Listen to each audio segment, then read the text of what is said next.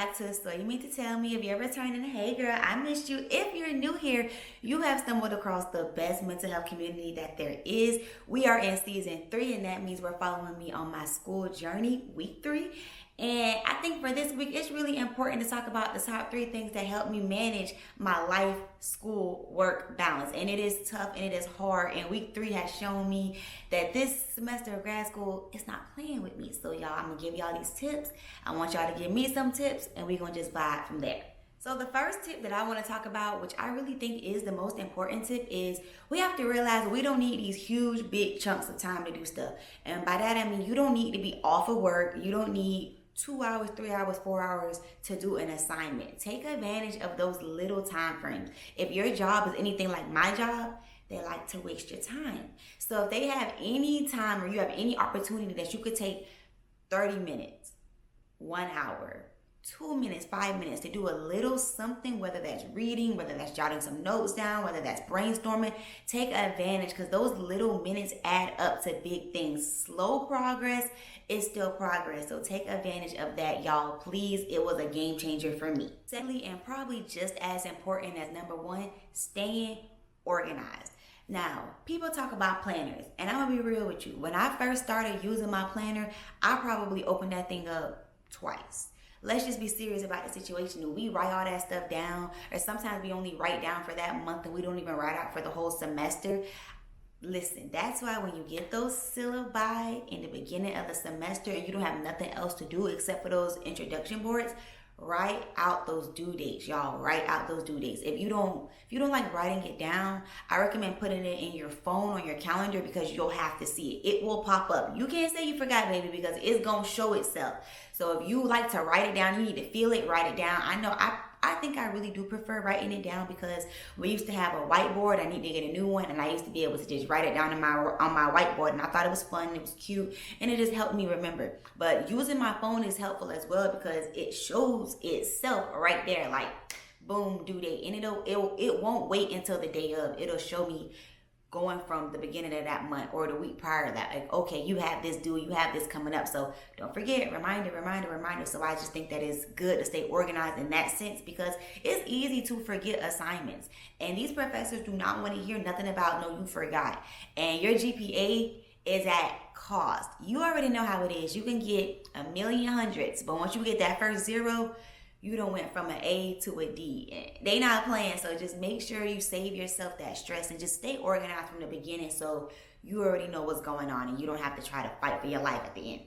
Last but not least, I say it all the time, it presents itself. Set those boundaries. Set those boundaries. Boundary setting is so important, y'all, because first of all, like I said, we're balancing our life, school, work, everything, our whole life. And we want to be social. I know we want to be outside. We want to be outside. We want to do things. We don't want to work 24/7, especially if you go to work, you got to go to school. That's more work. You want to have time for yourself, and you want to have time for your friends or your significant others. I tell everybody the same thing, y'all. You have to set those boundaries. If you know in your scheduling, you have these things that you need to get done. If somebody asks you to go out and you know you don't have the time for that, say no.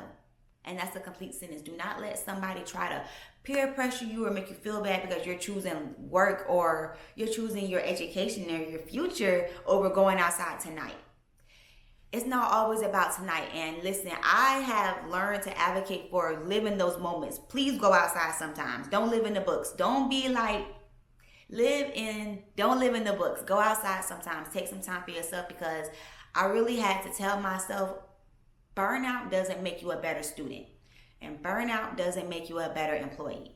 You have to get some rest to be your best self. You cannot be your best self if you're out here burnt out and just can't give any energy. You do not have to be dog dead tired to feel productive. Productivity does not mean you have to be tired. And I really want, if you take anything from this video, remember that you do not have to be tired or anything like that to feel productive. And sometimes being productive is resting up and getting energy to do something for the next day. So just remember that, y'all. Remember that. So setting those boundaries are very important. You have to be able to say no. You have to be able to gauge your time and just know when it's okay to go out and when you need to stay in the house and get some things done. And personally, if I know I got something to do, I'm just not going outside. I need to at least at the very, very minimum least, have started this assignment, know what I need to do for the assignment, have a game plan for this assignment, have a date where I think I'm gonna get this assignment done, and all those type of things. Just don't play with your life like that. Just don't play with your due dates, because something always happens. Something always happens. Think about the person whose dog really ate their homework. The first person whose dog really ate their homework, you probably really went for that. But today, if your dog eats your homework, and he really did eat your homework, nobody's gonna believe you, because we've been saying that. So that's just one example. I always tell people, professors just don't care for the nonsense. The Wi-Fi went out, the computer broke, the dog ate home, they don't care. Your excuse, which is most likely valid, they don't care. So just save yourself the stress and the turmoil and all that, and get your things done ahead of time. Don't do what's due the day it's due. Do it before it's due. Do it. Don't do it the day it's due, y'all. Please. I had to learn that in undergrad. I'm not doing it. If I know I got something due, it's at least getting done 24 hours prior, baby, because you just never know what that day of is going to hold, y'all. So just be mindful of that, and please remember to take these tips with you. So this concludes this episode of So You Mean to Tell Me, y'all. Please remember to follow us on social media. It'll be right there, and it'll also be in the description box. Mind you, to see all of the school dumps week by week to follow me on my journey. I want to learn from y'all. I want y'all to learn from me. So don't forget to leave some comments and let me know what your study tips are and how you balance your life, work, school balance. I will see y'all next week for week 4's recap. Bye.